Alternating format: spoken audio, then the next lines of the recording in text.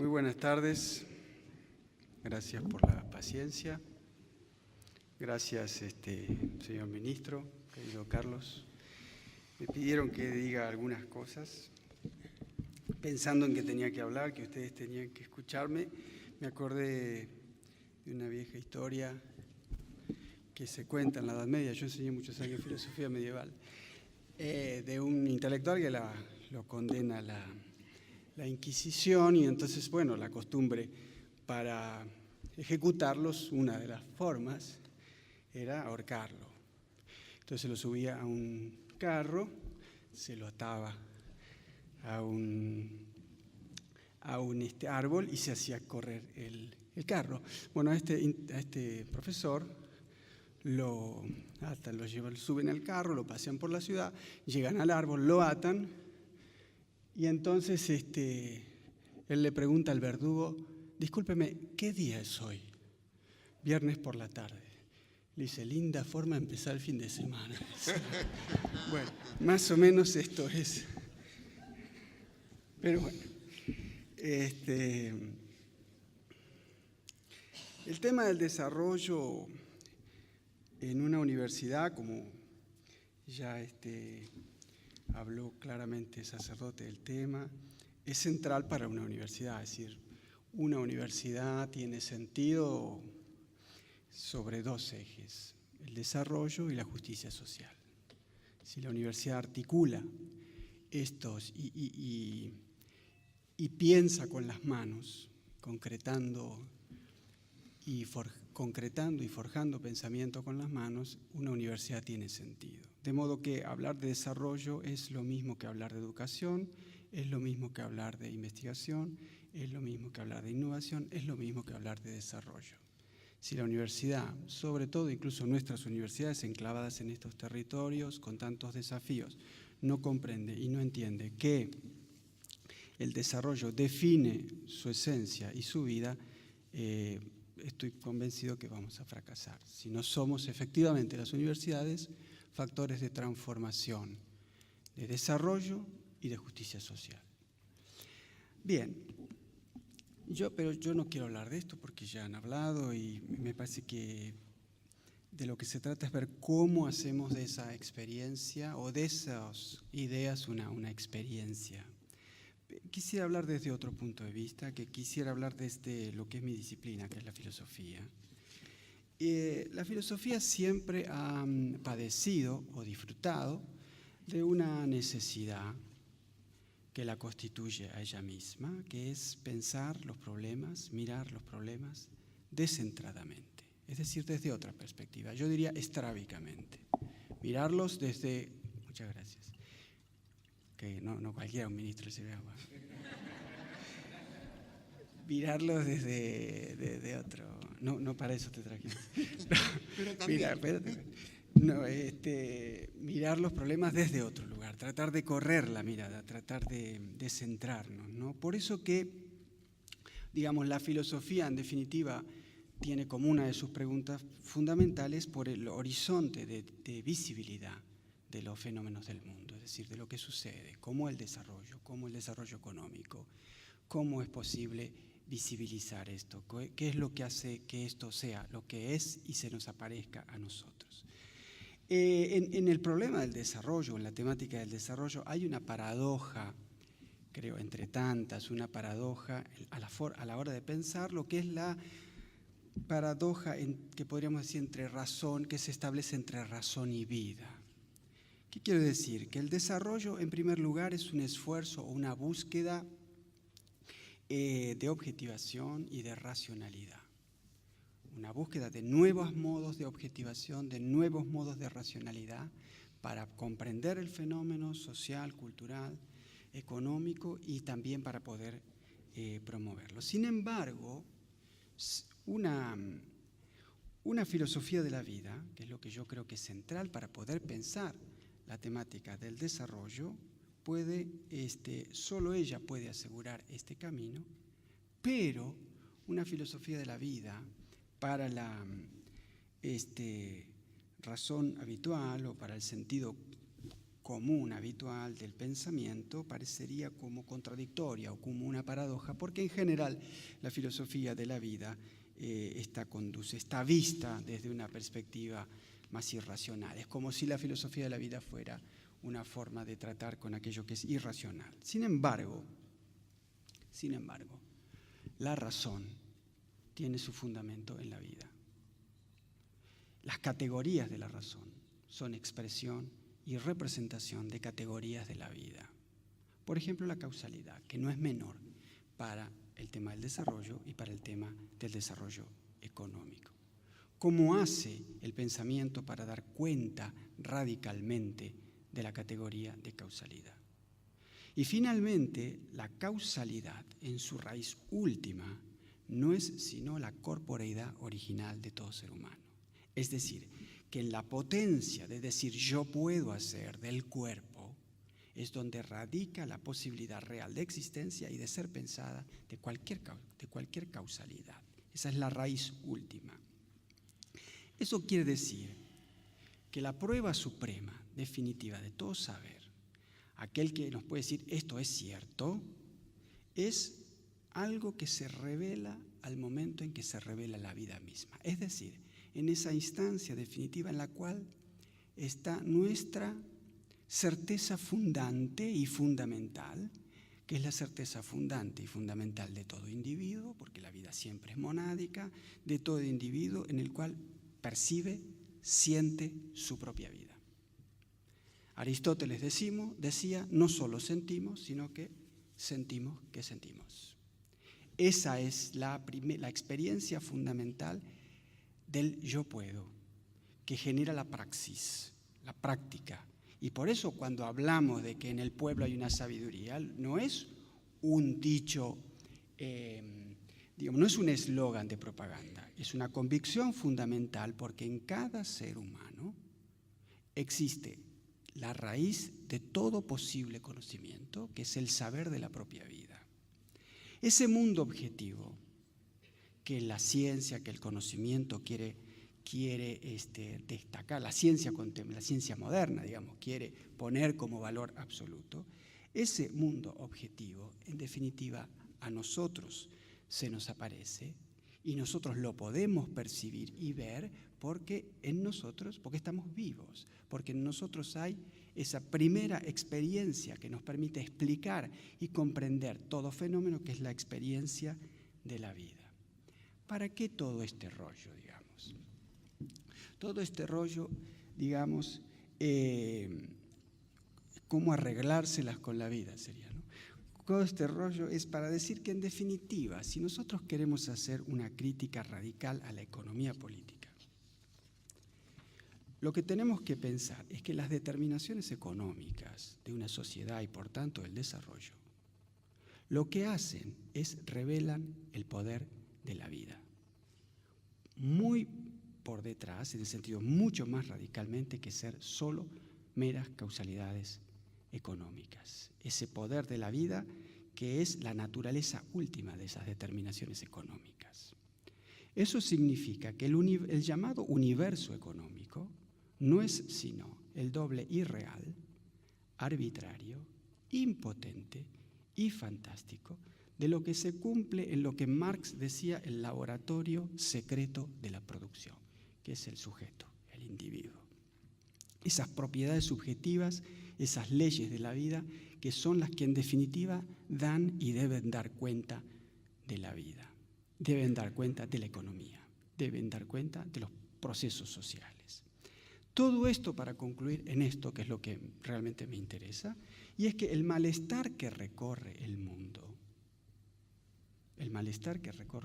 no lo va a disipar el progreso del saber, sino en la capacidad que tengamos en crear nuevos modos de vida que nos permitan entender de otra forma los fenómenos sociales. Y por eso creo que es importante y es un desafío para la filosofía pensar el desarrollo. Muchas gracias.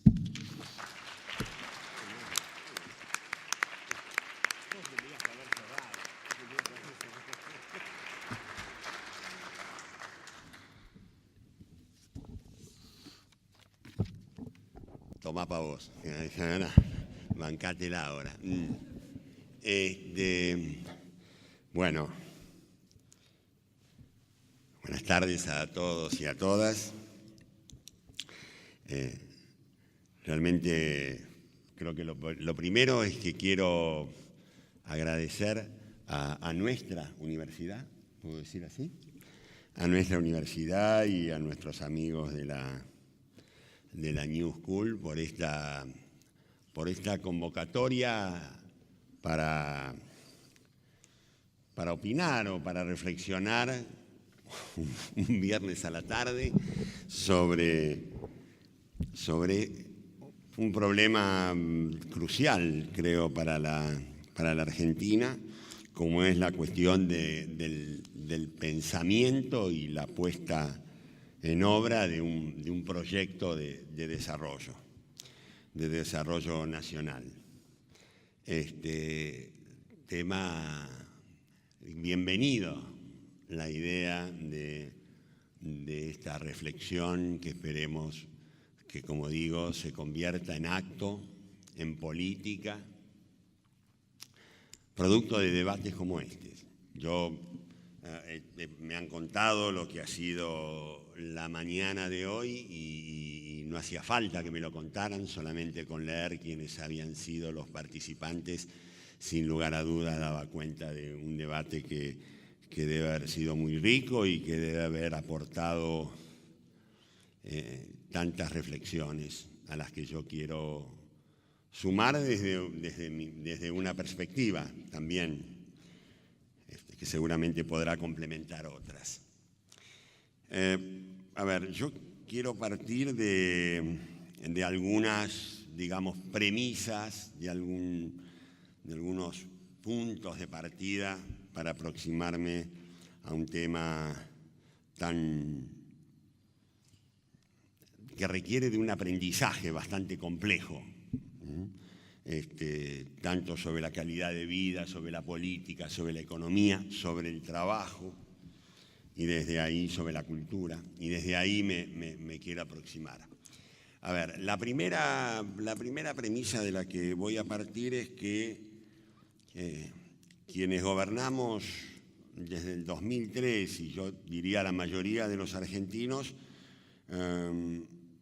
estamos convencidos que la tarea del desarrollo excede a las posibilidades de la economía, exclusivamente, por más diversificada que sea su estructura o innovadora su tecnología y su gestión. La cuestión del desarrollo en estos tiempos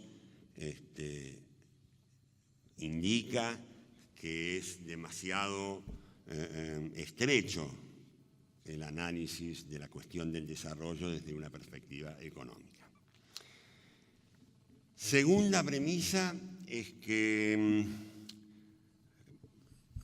quiero partir sobre la base de que la Argentina del 2013, después de un prolongado periodo de recuperación económica, después de tal vez el proceso de inclusión social más importante de la Argentina contemporánea, por supuesto proceso inconcluso, y luego de haber confirmado democráticamente en 8 elecciones en una década su carácter de mayoría política, enfrenta decisiones y desafíos políticos de una complejidad, yo diría, inédita. Y digo inédita porque el propio crecimiento económico, su correlato político, las tensiones de la crisis global, nuestras propias restricciones, limitaciones, incapacidades, me parece que avalan la idea de que estamos frente a desafíos nuevos, frente a alternativas para las cuales no estamos o no están habituados a trabajar y a pensar ni nuestra organización política, ni el movimiento obrero, ni las representaciones del empresariado, ni nuestra intelectualidad. Me parece que por eso yo valoro tanto que empecemos a hablar de esto. No porque seamos los primeros, ni mucho menos, pero digo que empecemos a hablar de estos temas entre todos. Tercera premisa es que en el siglo XXI, contrariamente a lo que muchos pensaban, se extiende se extiende una ideología global que subvalora el trabajo. En una subvaloración que tiene bastante poco que ver con la realidad objetiva. Prueba de ello, seguramente alrededor de esto habrá hecho algunas reflexiones Marta Novick hoy a la mañana, en la medida que habló, por ejemplo, del G20, de cómo en un primer tiempo pareció que el trabajo, las cuestiones del empleo ocupaban una centralidad en la preocupación de los países que integran el G20.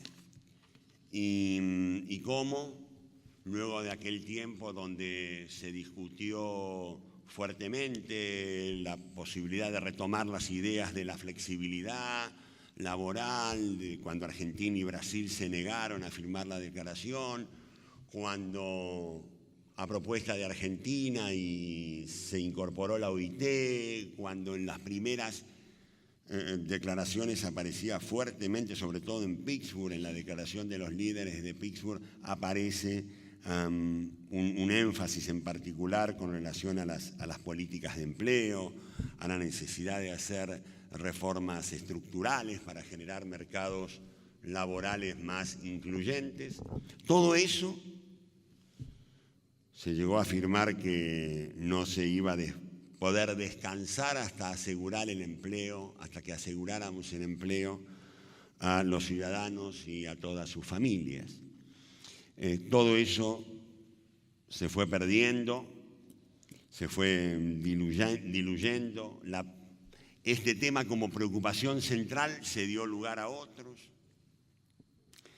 Y hoy la Argentina, junto con algunos otros pocos países, sigue sosteniendo la necesidad de colocar al empleo, a la preocupación sobre la centralidad del trabajo en un lugar más destacado.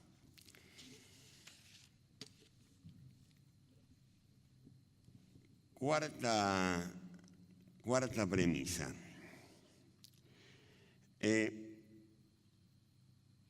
Para nosotros, para una parte de las expresiones políticas de la Argentina, para el movimiento nacional y popular, para los sectores que hoy integran el gobierno, pero mucho más que eso, mucho más que muchos otros sectores involucrados en una perspectiva parecida. Me parece que sobre todo aquellos que estamos de un lado del parteaguas sobre la necesidad de mejorar la distribución del ingreso y la necesidad de una presencia del Estado muy fuerte, así como aquellos que privilegian una inserción internacional más cercana a lo regional que a lo global. Me parece que en ese sentido estamos convencidos que el desarrollo no se va a articular alrededor de una autorregulación del mercado ni de un sistema político institucional que sea adecuado a esta idea de autorregulación del mercado. Y eso finalmente termina significando que para que el desarrollo sea inclusivo, deberemos apelar a cierta originalidad, a cierta creatividad, tanto desde la economía como desde la política. Una acotación al pie ayuda a pensar de esta manera el hecho de que por primera vez América Latina no es la primera víctima de la crisis global, muy por el contrario, parece ser la región como un sector que puede cumplir un rol importante para la salida de la crisis.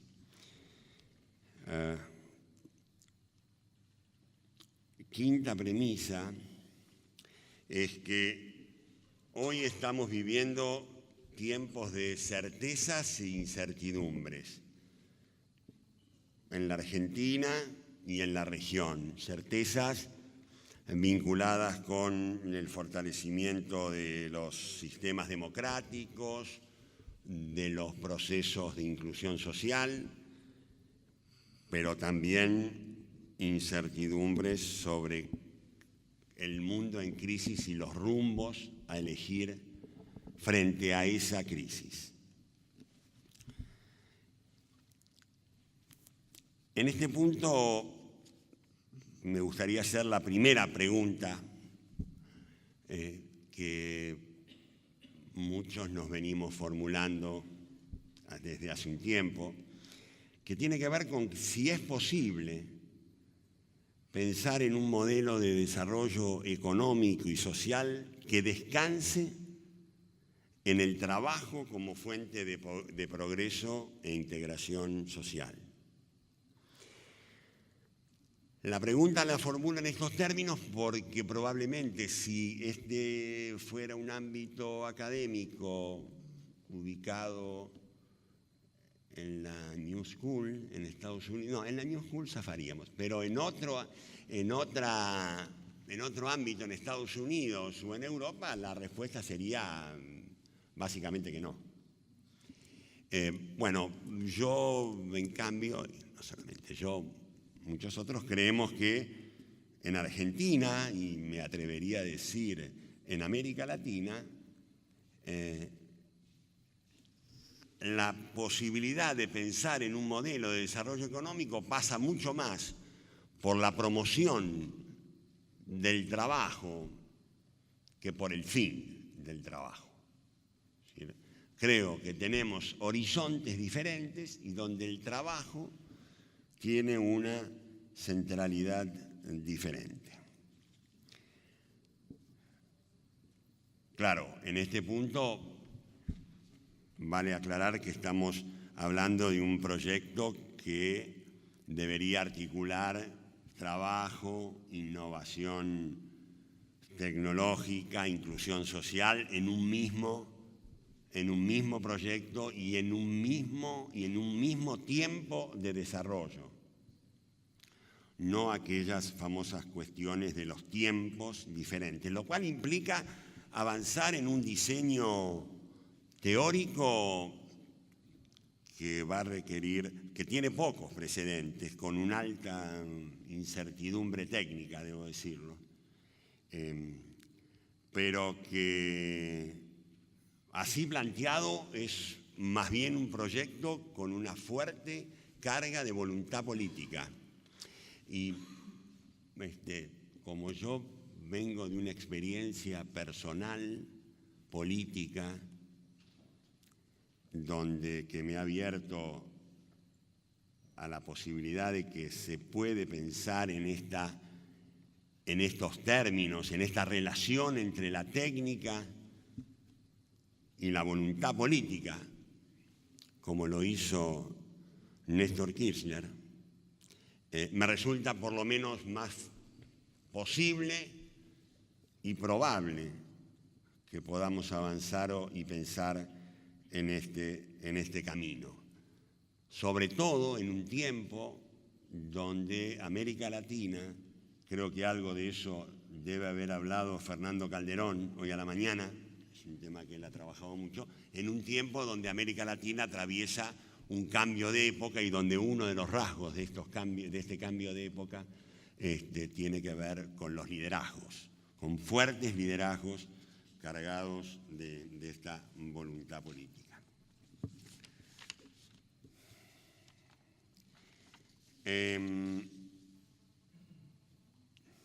Todo esto porque hemos tenido que ponernos a trabajar el tema del desarrollo, porque esta era una reflexión abandonada y no traigo certidumbre, sino algunas reflexiones, ¿no?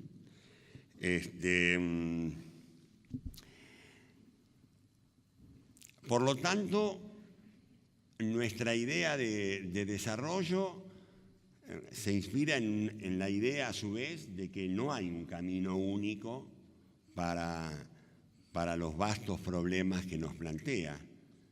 Sobre todo cuando estamos saliendo de un larguísimo periodo de desempleo, de debilitamiento de los mecanismos estatales, porque yo quisiera en esto hacer una reflexión. Nosotros hoy, digamos, estamos participando activamente por ejemplo, de un debate vinculado con la universalidad de la protección social. Debate muy europeo, si lo hay, pero nuestra convicción también pasa por continuar con la tarea de la recuperación de las instituciones laborales.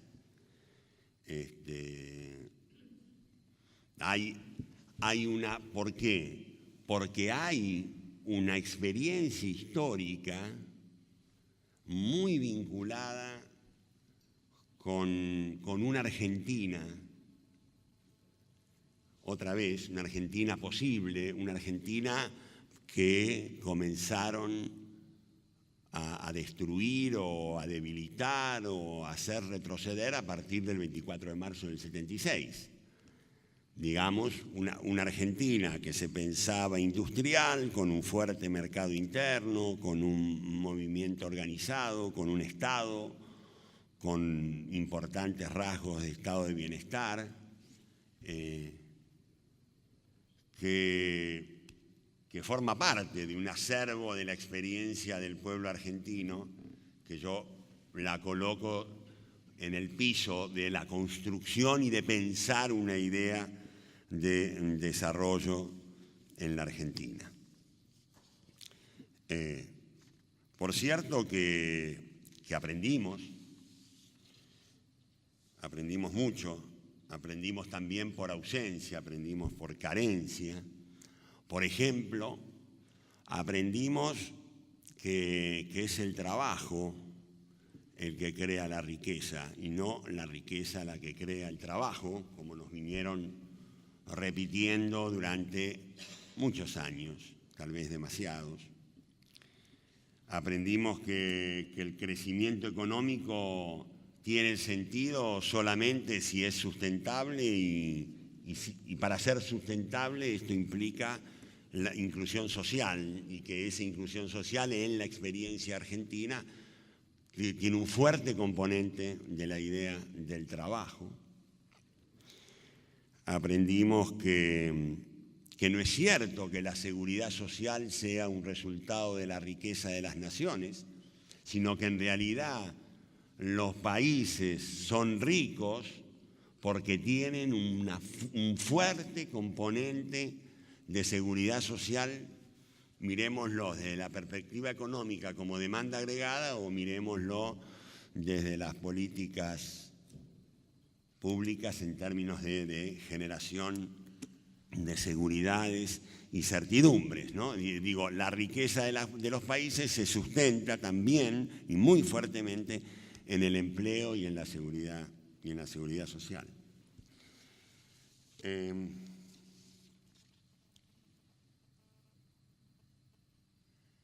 Esta experiencia histórica juega a favor y ha vuelto a empezar a recrearse en estos tiempos. Es una especie de memoria, de memoria de derechos, de memoria de saberes que están en que están en una conciencia colectiva que emerge inmediatamente que determinadas condiciones se empiezan a producir en la Argentina. Y esto dicho sobre todo después de 30 años de democracia, ¿no? Donde me parece que esta recuperación de determinadas premisas básicas para un proceso de desarrollo se nos convierte en un patrimonio decisivo para encarar el proceso de desarrollo.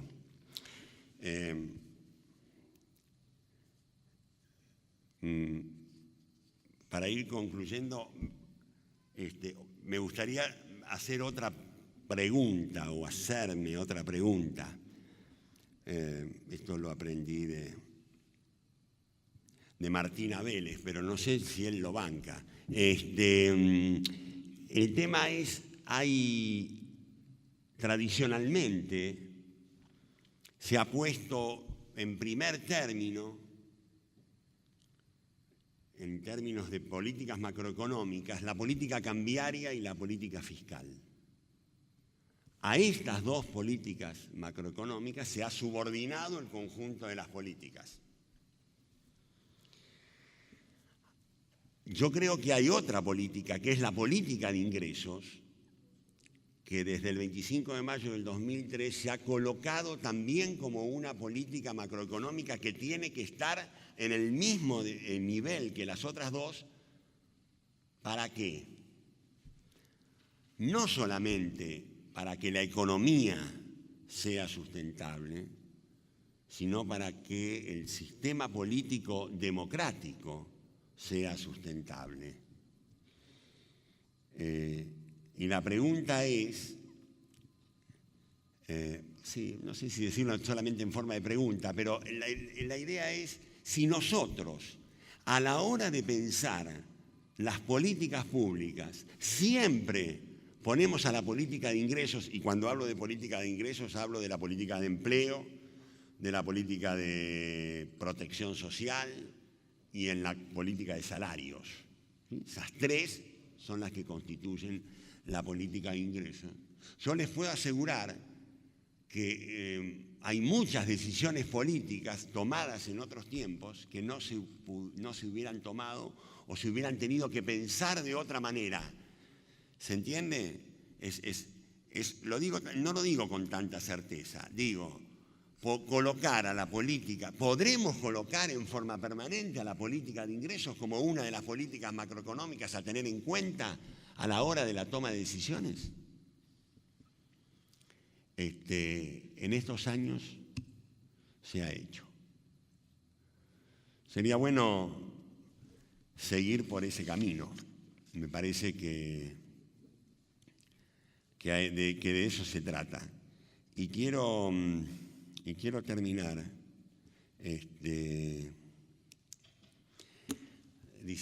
tomando alguna idea con el que empezó su intervención Carlos, que me impresionó mucho. Porque yo digo, yo lo he dicho algunas veces, si nuestra utopía es la construcción de una sociedad de trabajo, como la llamaba nuestro querido amigo Julio Godio, eso sin lugar a duda requiere o por lo menos me parece que es un imperativo, el tener un conocimiento exacto de toda la producción de la sociedad, de sus tecnologías, sus productos, de las reglas de comunidad, de un saber que nos interpela y del cual necesitamos permanentemente estar cerca. Y entonces yo me pregunto si eso no, en esta idea, en este desafío del saber, no está implicada acá una nueva forma de universidad, sobre todo de una universidad que se piensa en términos de desarrollo y justicia social. Y para ser más completo, en términos de desarrollo, de justicia social y de democracia. Porque, bueno, estamos cumpliendo 30 años de democracia, esto nos marca a todos, y yo que soy peronista, kirchnerista y todas esas cosas, debo decirles que yo creo firmemente en que con la democracia se cura, con la democracia se educa, con la democracia se come y con la democracia se construye desarrollo económico y social. Gracias.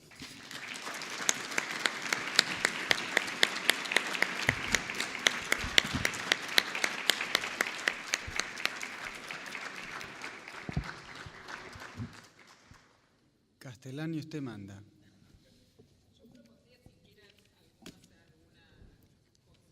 ¿Alguna pregunta? Fácil.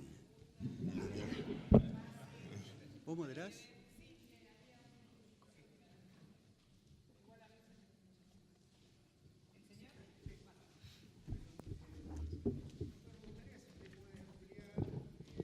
Lo que dijo en un momento, que estamos viviendo en la Argentina un momento de extrema complejidad política, según su perspectiva. Si podría ampliar ese concepto, en qué se basa o qué es lo que implica. Bueno, me parece que uno de los términos, me parece que es evidente, yo diría, incluso leyendo los diarios más cercanos o más amables con el gobierno, podríamos hablar del escenario de complejidad política. Ni le digo si leemos los diarios opositores. Pero en términos de qué hay atrás de la idea de complejidad política, bueno, los procesos de reemplazo, los procesos de relevo, los procesos de recambio a nivel del Poder Ejecutivo en un país como la Argentina, siempre tienen un componente de complejidad y de dramatismo. No tenemos una buena experiencia y tradición democrática en los procesos de transferencia del poder y del gobierno. Y estamos encarando un momento donde eso va a ocurrir. Nada más lejano que la idea de fin de ciclo en los términos en que lo quieren plantear, lógicamente la oposición. Pero esto me parece que está fuera de toda discusión, por entrar por un lado. Luego, la existencia de una oposición absolutamente fragmentada, a pesar de los intentos de que se unan, y a pesar de una prédica muy fuerte para que eso ocurra, nada más ver las diferencias que las tienen y ciertamente profundas, y lo digo con todo respeto, absolutamente,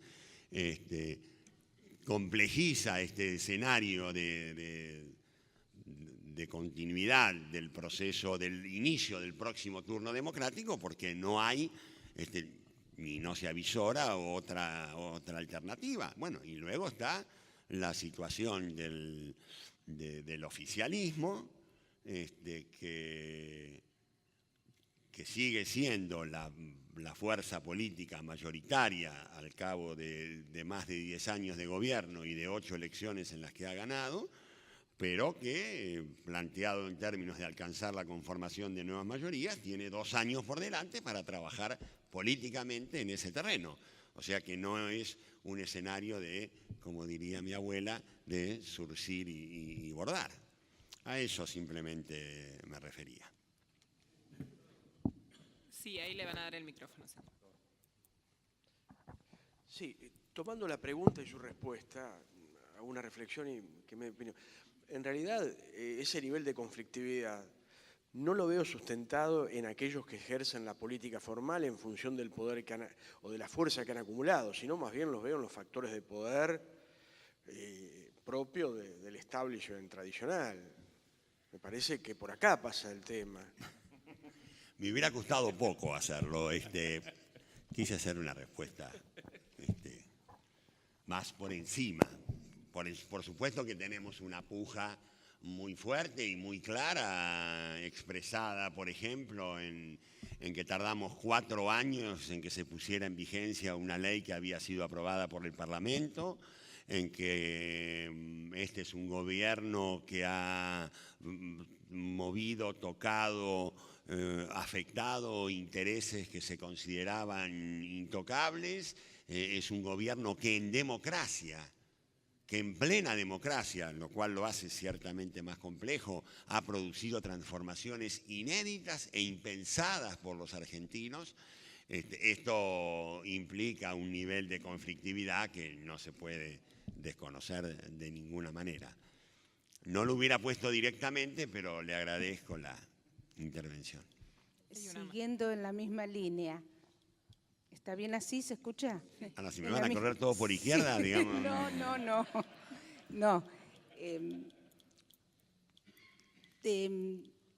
Adhiriendo al proyecto totalmente, no le llamo modelo, le llamo proyecto de nación y no país, nación, porque es el territorio con sus habitantes. Clarísimo.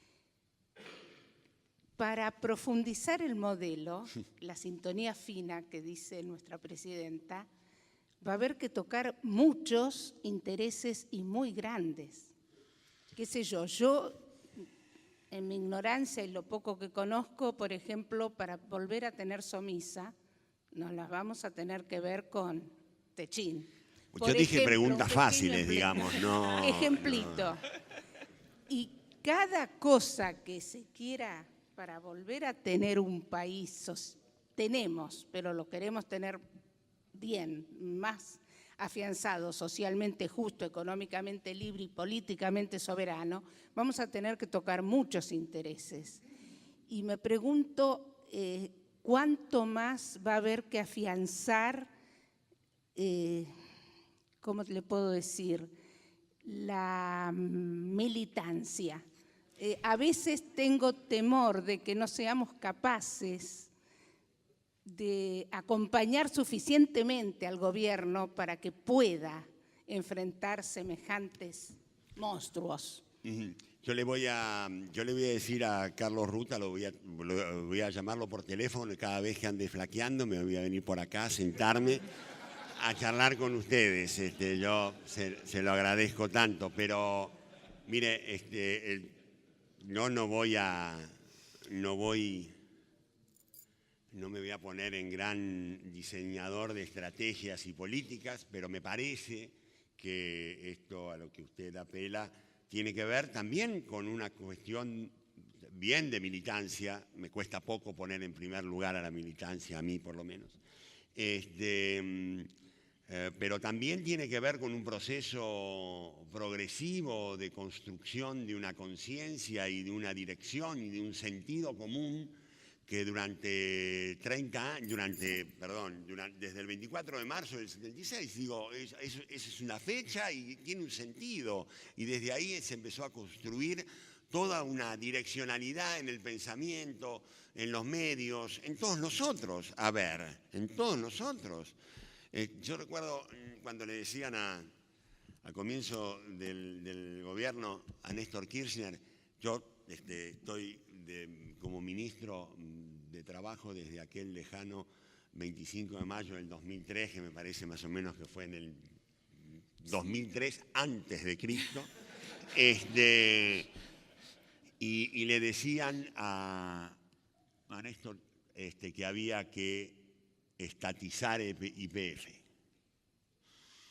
Y Néstor les decía, miren muchachos, si ustedes me traen 1 millón de argentinos a la Plaza de Mayo, por ahí pienso que podemos estatizar YPF.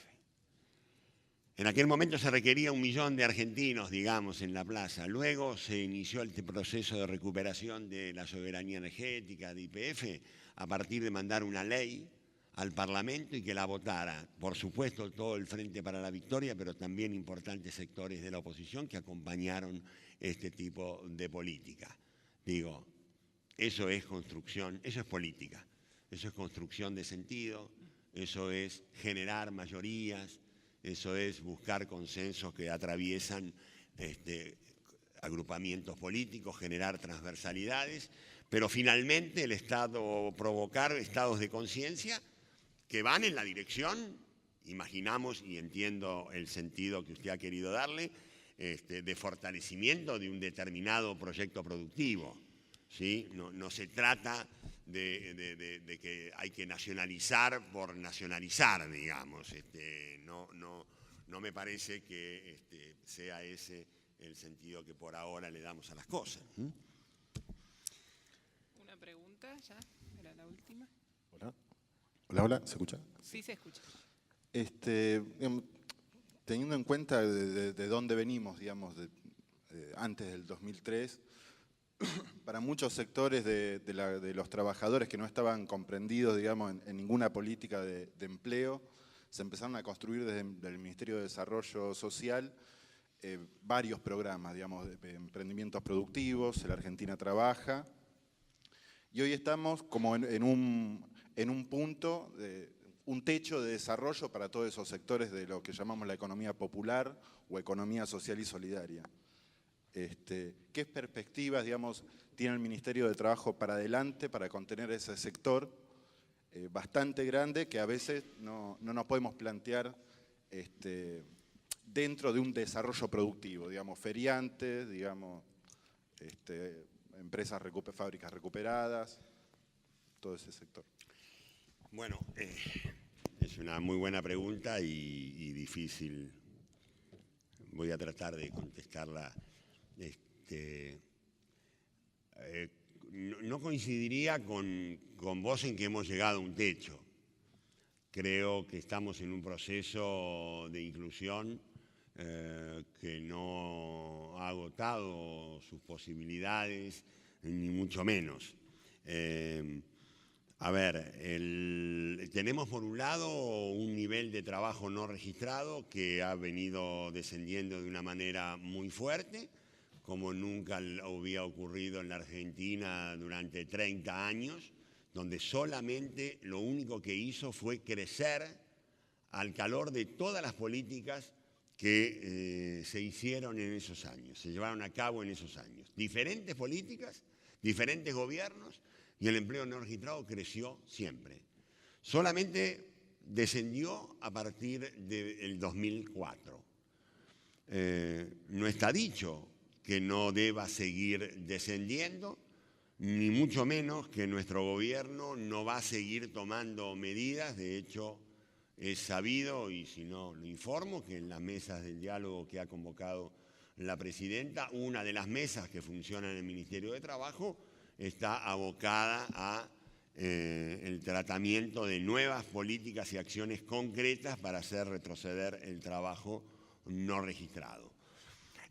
Yo insisto en los números y en contar esta cuestión de que durante mucho tiempo creció y solamente ahora se descendió, porque una de las maniobras que tenemos que soportar y sobre la que uno debe alertar es que el nivel de 34% que hoy tiene el trabajo no registrado es relatado como que hoy la Argentina tiene el 34% de trabajo no registrado como consecuencia de las políticas llevadas a cabo desde el 25 de mayo del 2003.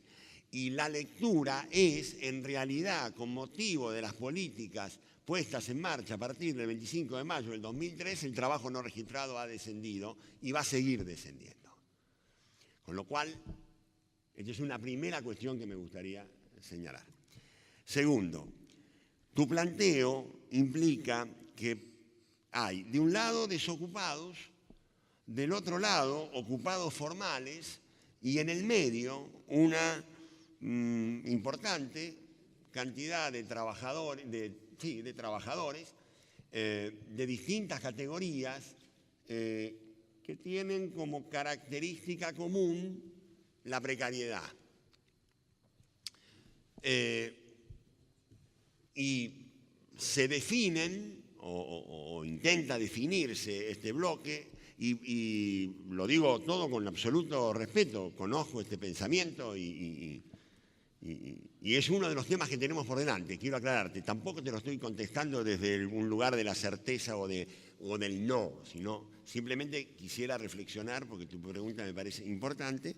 Digo entonces que acá hay trabajadores que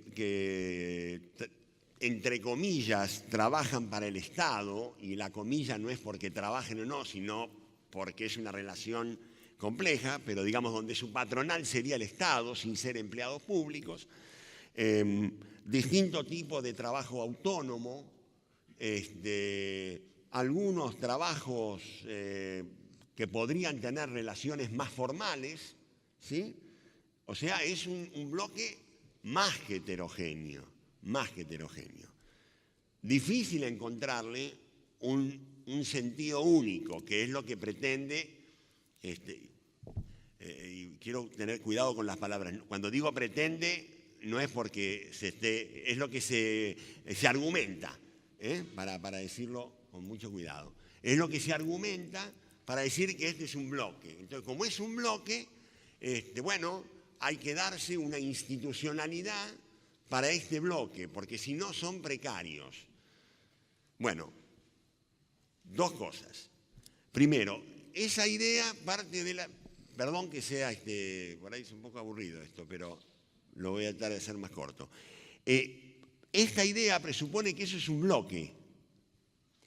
Para mí es un sector de tránsito, no un lugar consolidado de la estructura social en la Argentina. Es decir, yo creo, la Argentina afortunadamente no ha generado brechas estructurales entre los ocupados y los desocupados. Hay todavía, debería haber más, pero hay todavía un tránsito importante entre sectores formales a informales, informales a autónomos, autónomos a trabajo en relación de dependencia. Esto da cuenta además de que ha habido un cambio muy importante en la estructura ocupacional de la Argentina y puede seguir habiéndolo. No hay, me parece, condiciones objetivas. Entonces, para mí es un sector de tránsito, para quienes expresan otras opiniones, es un sector estructural que siempre va a existir, porque en esta etapa del capitalismo ese sector va a existir siempre. Esta sería una diferencia. La segunda alerta es: ¿qué se hace entonces? Suponiendo que este sea un sector estructural, ¿cómo hacemos para darle protección social? ¿Y cómo hacemos para darle derechos? Es de una gran complejidad eso, pero imaginemos que se lograra. Y entonces sacamos un estatuto, lo digo en broma, estatuto de los que están en el medio, ¿no? Una especie de norma específica para este sector. Dadas ciertas características propias del capitalismo en la Argentina, es muy posible que empezar inmediatamente un traslado de los trabajadores, no por voluntad de los trabajadores, un traslado de los trabajadores de la economía formal a ese estatus de menos derechos, porque necesariamente van a tener menos derechos, porque si no serían trabajadores formales. ¿Me explico los términos de la discusión? Dicho esto, agrego algo más. Dentro de este sector hay también sectores que tienen organizaciones sindicales. Los hay, ladrilleros, motoqueros, incluso trabajadores en la vía pública. Uno de los caminos que hay que explorar, y no descarto el planteo que por lo pronto han hecho en el ministerio, digo, y vos supongo que lo sabrás, no descarto también la idea y la alternativa que se está explorando, y yo no sé específicamente a qué movimiento perteneces vos, pero que algunos sectores que forman parte de quienes ostentan esta posición están trabajando en organizaciones sindicales precisamente para darle una respuesta desde la economía formal, porque estoy convencido, no de que esa sea la solución general, pero parte de la solución es que muchos de esos sectores tienen que ser ganados por el empleo formal y por sus organizaciones sindicales. Dicho esto, para mí es un tema importante, está en la agenda y vos lo sabés, y me parece muy bueno que esté en la agenda. Forma parte de algo de lo que intenté decir en mi intervención anterior cuando hablaba de los desafíos y de lo inédito porque es inédito esto que vos señalás y que va a requerir, bueno, de encontrar soluciones que espero, y también lo debés saber, la podamos encontrar hablando. Muy bien. Sí, claro. Respecto a lo que decías y lo que dice Carlos, a mí me parece que en ese sentido, ¿cómo abordar este problema? Las universidades deberían ser un punto nodal central. ¿En qué sentido? Sustancialmente en que la universidad debería ser un instrumento de empoderamiento de esos sectores, con un trabajo micro, uno por uno, grupo por grupo, cooperativa por cooperativa, para que se entienda, de pensar la formación, no solamente el problema desde las categorías clásicas de la formación laboral, sino de un empoderamiento para encontrar, para que esos sujetos sociales nuevos encuentren la forma de encauzar su potencia laboral. Creo que ese es el desafío, ¿no? De modo que en definitiva es reconducirlo a que reconecten con su propia potencia de trabajo y de organización. Para eso las universidades deberían, rompiendo moldes habituales de interacción, deberían explorar la forma de tener una interacción más intensa en esa línea, cosa que no ha sucedido por razones diversas que no tienen que ver necesariamente con la dinámica de las universidades, pero que sí me parece que es algo que habría que explorar hacia adelante, ¿no? Yo quería hacer una pregunta breve al ministro. Usted habló de la necesidad de convertir la política de ingresos, que está ocupando un lugar central en la gestión pública desde los últimos 10 años, en una política de Estado. O sea, esa idea de poder instalarla, ese deseo de que esto quede como una de las políticas prioritarias junto con la cambiaria y la fiscal. Mi pregunta es para los próximos 2 años. ¿Habrá posibilidad de incluir en parte esa política de ingresos, la que está vinculada con las negociaciones colectivas para discutir salarios, la discusión sobre la tasa de utilidades? ¿Lo ve políticamente posible? Sí, posible con nosotros siempre. Pero, a ver, primero, corregime Martín, pero yo digo, cuando hablamos de política de ingresos, hablamos de esas tres. En todo caso, yo no lo mezclaría con la cuestión de la política de ingresos, porque que podría ser considerada una política de ingresos también. Pero me parece que la decisión de la intervención en ese tema aborda, me parece, otras dificultades, ¿no? Que tiene que ver, y creo yo, a ver, nosotros, inclusive la presidenta ha expresado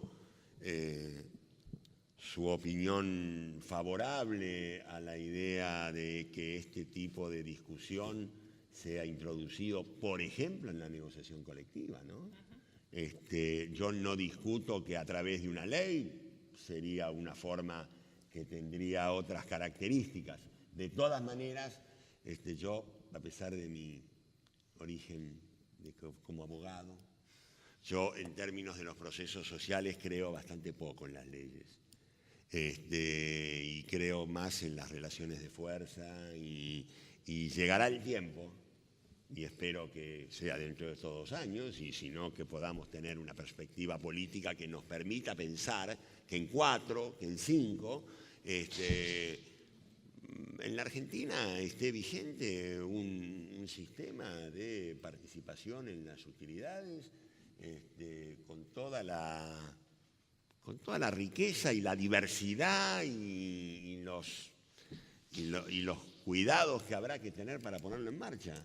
Pero la Argentina tiene tradición histórica como para pensarse un país donde ese sea un tema que forme parte, claro, de su agenda. Muchas gracias. Bueno, muchísimas gracias a todos por habernos acompañado. Un aplauso.